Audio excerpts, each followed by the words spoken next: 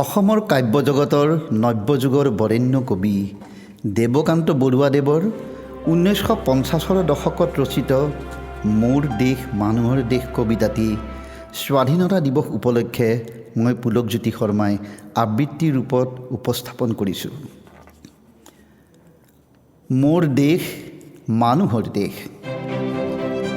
মোৰ দেশ মানুহৰ দেশ, উত্তৰে উত্তুংগগিৰি দক্ষিণ সাগৰ, শত নদী বুকুৰে বাগৰে, পাৰে পাৰে সাজে ভাঙে কত ইতিহাস। ব্ৰহ্মপুত্ৰ গোদাবৰী শিপ্ৰা আৰু গংগা যমুনাৰ সুন্দৰী ভাৰতবৰ্ষ ৰূপহী অসম। তথাপিও মোৰ বাবে মানুহ আপোন, যি মানুহে এই ভূখণ্ডত বাৰে বাৰে সাজিছে কাৰেং বিশ্ব সভ্যতাৰ।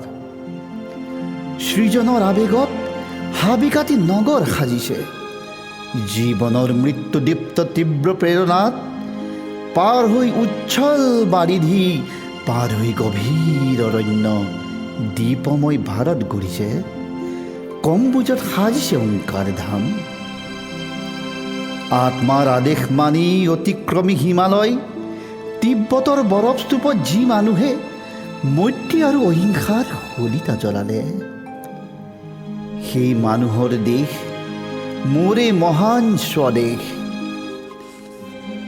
বাৰে বাৰে আহে দস্যুদল স্বতন্ত্ৰ ৰক্ষাৰ বাবে, স্বদেশ আত্মাৰ বাৰে বাৰে যুঁজিছে মানুহে। ভাৰতৰ বুৰঞ্জীৰ পাতে পাতে সনা আছে বলতাৰ, কেতিয়াবা বিজয়ী উল্লাস, কেতিয়াবা মূক পৰাভৱ। তথাপি জীয়াই আছো মানুহৰ দৰে, জীৱনৰ মৃত্যুঞ্জয়ী আকুল আহ্বানে বাৰে বাৰে মাতিছে আমাক।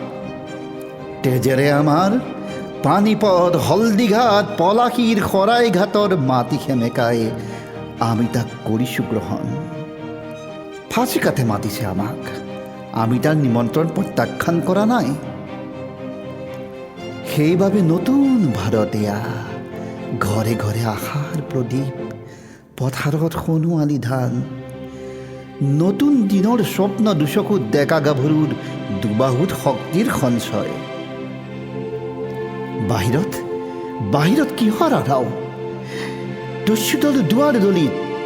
সাজু হোৱা দেশৰ মানুহ, আকৌ আহ্বান স্বদেশ ৰক্ষাৰ বাবে।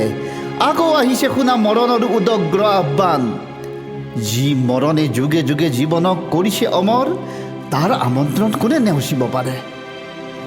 এই দেশ ৰাখিব লাগিব, এইখন আপোনাৰ দেশ, এইখন মৰমৰ দেশ, এইখন মানুহৰ দেশ।